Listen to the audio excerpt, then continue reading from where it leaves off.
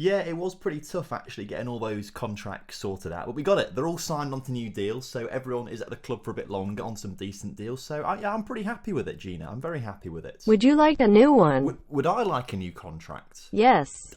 Yeah, I'd love one actually. That'd be great if you get me a new contract. Can you make sure it's also the top news on the One football app, please? The best football app out there for all of the latest footballing news and updates from around the world. Yeah, because obviously I want everyone to see it on the One football app, but also they can click on me and probably follow me as well on there, so they can also see all of my manager movements and all of the club games that we're doing with Aberdeen as well. It'd be great to see if they could do that. You think so? Get me a new contract, get it on the front page of the One football app, and download it for absolutely free from the top line of the description. That'd be brilliant. Cheers, Gina. You'll love to see it.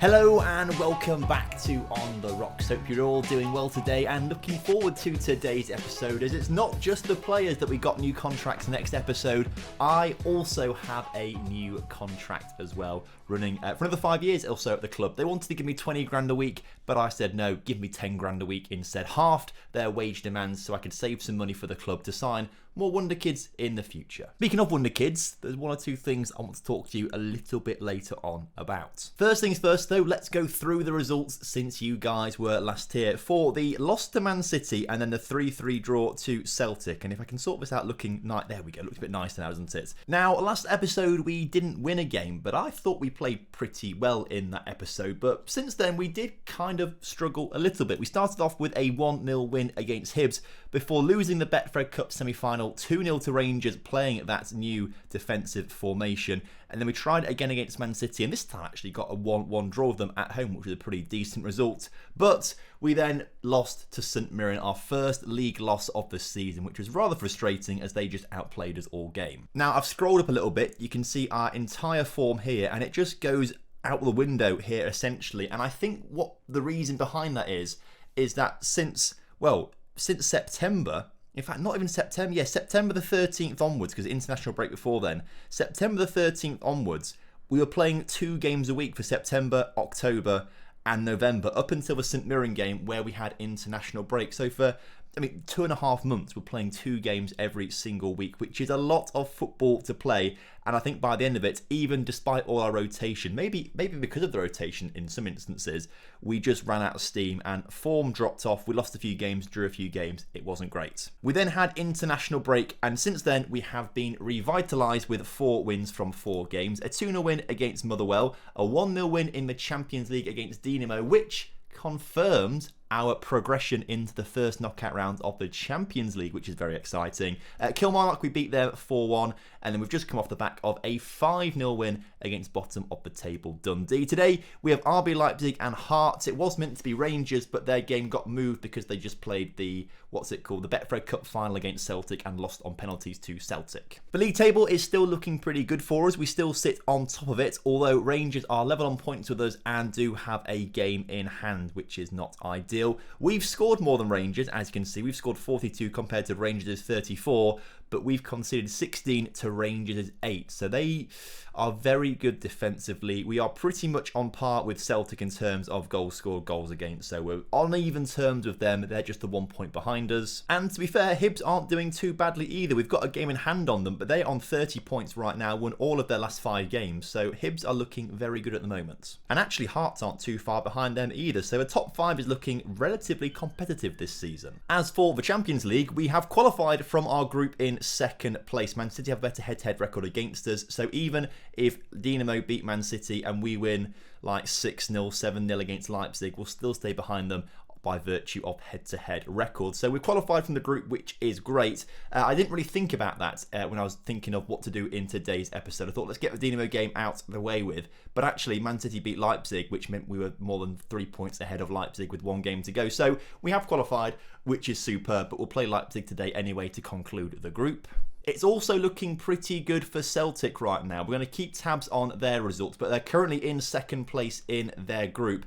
I think they might have to play Chelsea next, though. They do have to play Chelsea next, which, Chelsea won every single game so far. So Ideally, it's Villarreal and Benfica drawing. That's the most ideal result they can get there. In the Europa League, it's looking pretty good for Rangers too, who currently sit top of their group, albeit on 8 points. They could drop down to third in the group. Who do Rangers play in their Europa League game? Montpellier, and Montpellier are currently in their group. If I can get back to the group, they are currently, if I can find it, second. So that's going to be a difficult game for them. Unfortunately, Hamilton have finished bottom of their group, or are about to finish bottom of their group. Either way, they can't qualify to the Europa Conference League knockout rounds, which means they're out of all European football. So, last season, we had 4 teams get through to the knockout stages of European football. We had us, Celtic and Rangers in the Europa League, and it might have been, I can't remember what it was now. I think it was St Mirren actually in the knockout stages of the Europa Conference League. This season, it looks like only 3 teams are going through, but as it stands right now, 2 of them will be in the Champions League, which will do fantastic stuff for our UEFA coefficients. Hopefully, what that means is we'll overtake Russia and Portugal and hopefully catch up to France a little bit.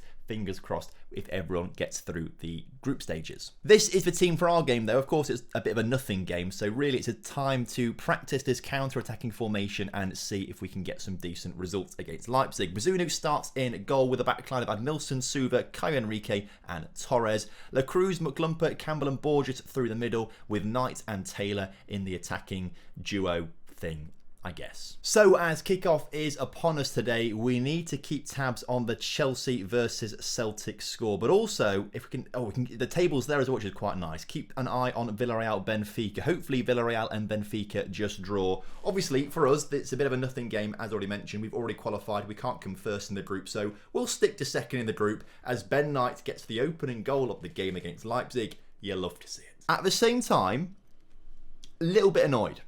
Just a little bit annoyed on the grounds that if we did get knocked out of the Champions League, I really would back us to go on to win the Europa League this season. I think it's our best chance of silverware ever, essentially. I also think I have massively overrated RB Leipzig. I'll show you the highlights in a second, or the match stats in a second, but I just had a look at it. That's our 18th shot of the game in 36 minutes, 20th shot of the game in 38 minutes, to Leipzig's 0 shots.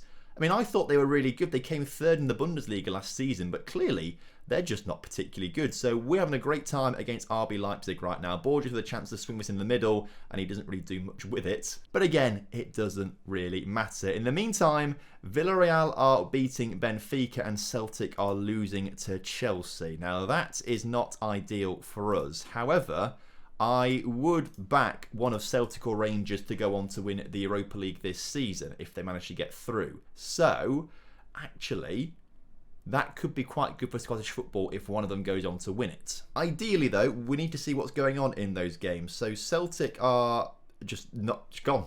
Nothing there. They're 2-0 down now, which is not good. And Villarreal are 2-0 up. So, Benfica, get your act together. Celtic are pulling a goal back. They just need to get a draw, Celtic, I think, to go through. So that would be great if Celtic can do that. Admilson in the middle. Borges brought down. Penalty for us. Is Ferguson on the pitch, or is it going to be Dale Taylor taking the penalty? I can't read on the pitch, if I'm honest with you, which isn't great as the manager of the team. Checking the VAR. A penalty has been awarded. I imagine it's Taylor if it's not going to be. It is. Oh, Juan Torres? I mean, I'm not quite sure why he was on the penalties. I'm pretty sure he's not that good at penalties. I thought Dale Taylor was like number 2 behind Ferguson. Doesn't matter though. Juan Torres scores it. Well in, Juan. The keeper really helped him out there massively. By the way, 39 shots we've had in this game. 13. I think I've just massively overrated Leipzig. I thought they were going to be insane. They're not insane at all. We'll also make a couple of quick changes. Borges for Norton Cuffy. We'll get La Cruz off for no one because no one can play on the left-hand side apparently. Or actually they can, can't they? Anthony Gordon can, but we'll just have to move him a bit further up the field. And then we will also take off Ben Knight for Lewis Ferguson. If I can find it again, this whole score thing is so buggy. I want to get an update on Celtic have equalised. Oh, they've not equalised. You hate to see it. I thought they had done. I saw them briefly in second place there. What's gone on? I just want to see. Why can I not see the latest scores? This is so frustrating. Celtic had, or maybe Benfica equalised, and then Villarreal took the lead. It's so annoying how the latest scores just doesn't update. If I just go to Europe, apparently the Europa League's going on at the same time as us. Why is that happening? That shouldn't... Again, just the latest scores are so broken in this game, which is really frustrating. I guess I'll have to wait to the end of the game to see what's happened, but I don't think Celtic have done it, unfortunately. Happy with the result and the way you played out there. It was a great game for us, which we absolutely dominated, by the way.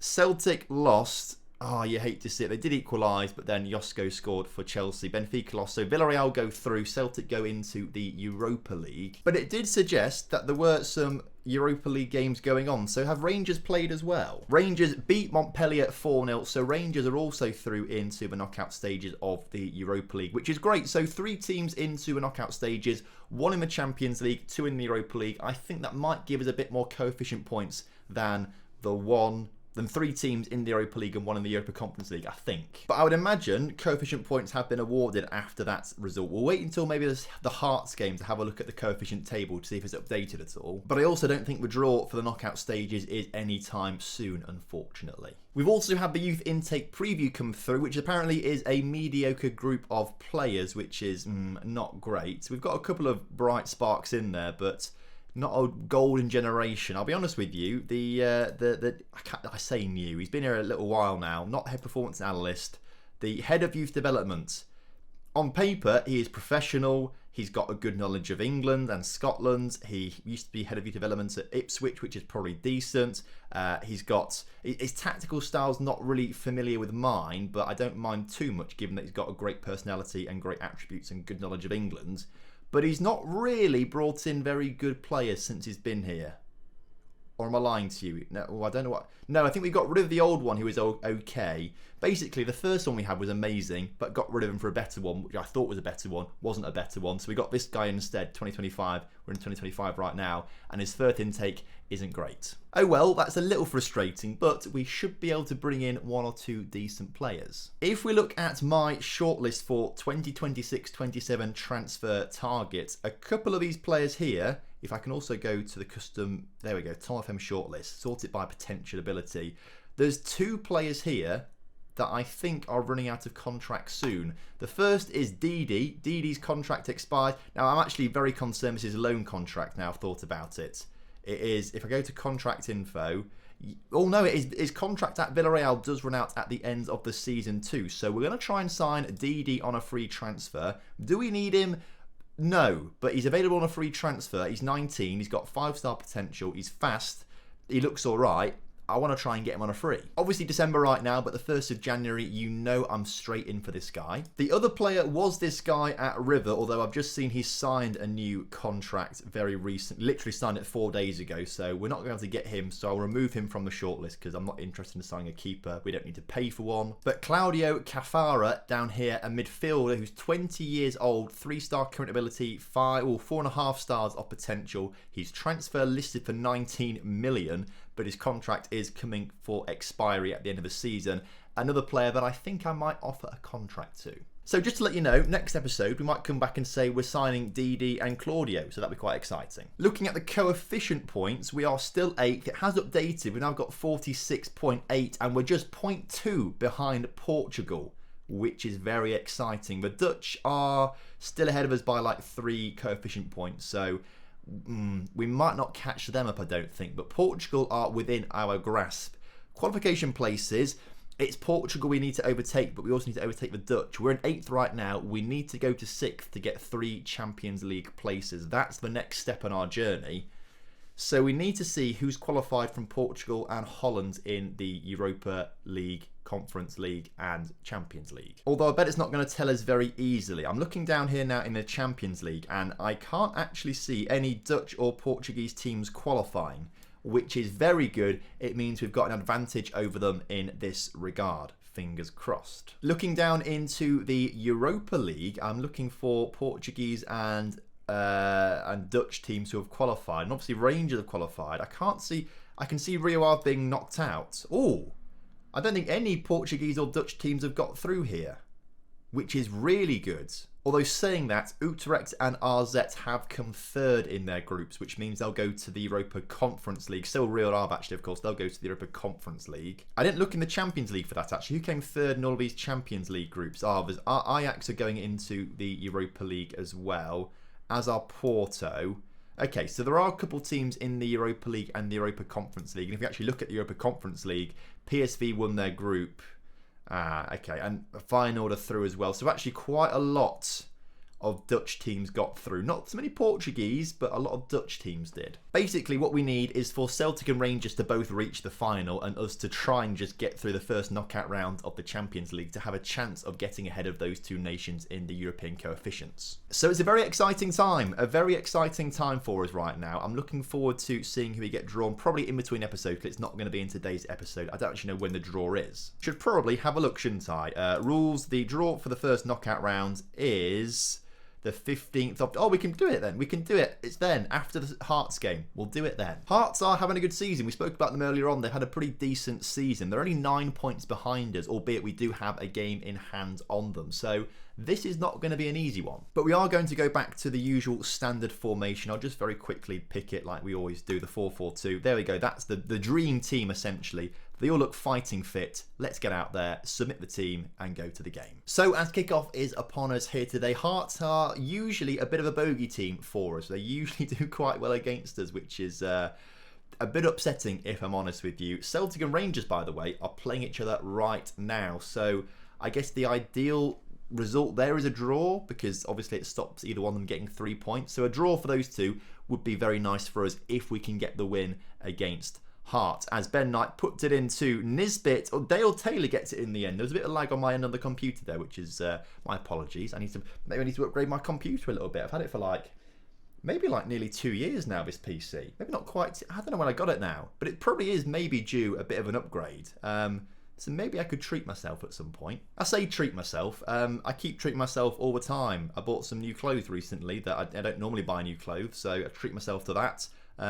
For my birthday in March, I bought myself a bike. I treated myself then, so I should probably stop saying treating myself, because I'm not. I just rampant consumerism. Annoyingly, Rangers have gone 1-0 up against Celtic, which is actually maybe the worst result for us possible, given that Rangers have a game in hand. The best result may actually be Celtic winning. So then, if Rangers do win their game in hand, they'll only be level on points with us. So not ideal. But at half-time, we are 1-0 up, which is still a pretty precarious situation to be in. It's not like it's a guaranteed win, particularly with a free kick in a dangerous area for Hearts. Low Everton with it, putting it wide of the mark. Should also say, Bazunu is playing this game. I did mean to swap him out for Fuentalba, who has played a lot of games this season. We have played them quite regularly. I rotate them quite a lot, which is quite good, as Tam Lumpa now gets in on the goal action. Well in, lad. Bazunu, of course, is still the better keeper, but Fuentalba is getting better and better every single game, which is great to see. So hopefully in a couple of seasons' time, he'll be, the undisputed #1 goalkeeper for us. As Taylor's brought down in the area, Nisbet to take the penalty. Come on, lad, get this in one of the top corners, right top corner. That's where it's going, right top corner. He went bottom left corner, which is the complete opposite of where I told him to go, and he missed the penalty. Luckily, he gets the rebound to make it 3-0. But if you just listened to me and said top right corner, he would have scored it.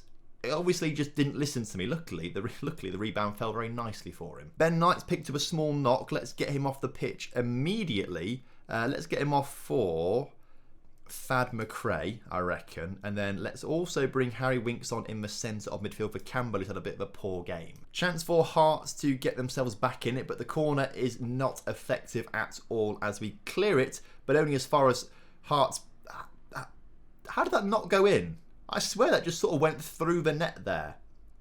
I mean, maybe VAR needs to see that one, or I need to get my eyes checked, but that looked like it went in the back of a net to me. That one has not gone in the back of a net, though. Bazunu makes the save. Thad McRae now on the ball and is dispossessed by L. Gordon, but he does win it back. Thad McRae luckily gets it across to La Cruz, who's in so much space to shoot and somehow score a goal. The keeper really fumbled that one. Brilliant stuff. I mean, to be fair, we've not really outplayed Hearts. Hearts have been very unlucky, I think. So we've been very clinical today, which is not really like us. We are, I don't know, some games we're very clinical. Some games, like the Leipzig game, where we have 40 shots, we only score 2 of them, for example. But either way, a great win. Fantastic clean sheet for us there. We stay top of the table as it is right now. I believe Rangers were still winning 1-0. We'll get confirmation of this in a second.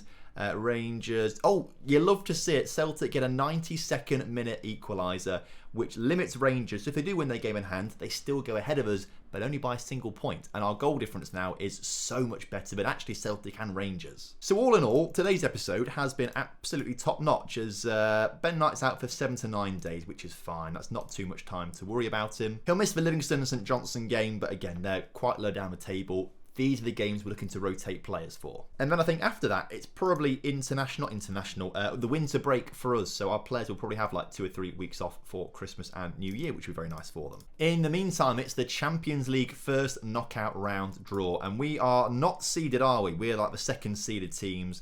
So we have to play one of these lot. And I really hope it's Hertha Berlin. Although saying that, I do think we have played Hertha Berlin in the past and been battered by them. So maybe I don't want to play. I mean, it's going to be a massive struggle whoever we play against. So I don't think we can say, oh, we want that team. It'll be easy. They're all very, very good. So Dortmund versus Real Madrid. That's good for us. Atletico versus Juventus. I wouldn't have minded one of those two, I don't think. Milan, who were the champions of the Champions League last season, against Chelsea. That's kind of good for us. Villarreal take on Man United. Inter take on Man City. Tottenham take on Hertha Berlin, which means we're going to get Liverpool or Barcelona here. Bayern Munich, which is not us, take on Liverpool, which means that we are going to face Barcelona in the Champions League. Are Barcelona any good still? Well, they have come second in La Liga. I can just see here behind my shoulder. They've come second in La Liga the past 2 seasons in a row. They are currently behind Atletico, as you can see. Madrid are behind Sociedad, which is interesting. They've got Gabriel Jesus up front, which I'm not worried about because he is a terrible striker. But they do have Rashford, Pedri and Havertz playing for them. They've also got Alphonso Davies doing pretty well. Ter Stegen must be... I think it's not as strong as it could be. I think there's a possibility of an upset. Although saying that, the chance of an upset is probably like 1,000 to 1. So let's not get too excited. Whilst we're here, let's have a look at the Europa League draw. Celtic take on Borussia Mönchengladbach, whereas Rangers... Where are Rangers? Well, they're through to the second knockout round, aren't they? Because they won their group. So Rangers go straight through to the second knockout round. Brilliant. Ajax take on Hoffenheim, which I don't really see Ajax losing, if I'm honest with you. But hopefully Hoffenheim pull that one out the bag for us. Porto take on Rosenborg, which is probably going to be a guaranteed win for Porto. So that's not so good for us. And then in the Europa Conference League, we need to look out for AZ and Utrecht, who both have... I think Olympiacos will beat Utrecht. I think AZ will win their game. And then Rio Ave Slavia Prague, that'll be probably a close one. Oh, of course, Feyenoord in there as well against CSK Sofia. I think the Dutch are going to do quite well. I'll be honest with you, I don't think it's going to bode that well for our coefficient points. But those Champions League games are quite far away. So next episode, we shall come back, I reckon, for Hibs and St Mirren at the start of January. It's also the middle of a January transfer window then, so that might give us a good chance to, I don't know, maybe see if we can sign someone if we need to. We've got a bit of money available. We've got 7.6 million to spend if we want to.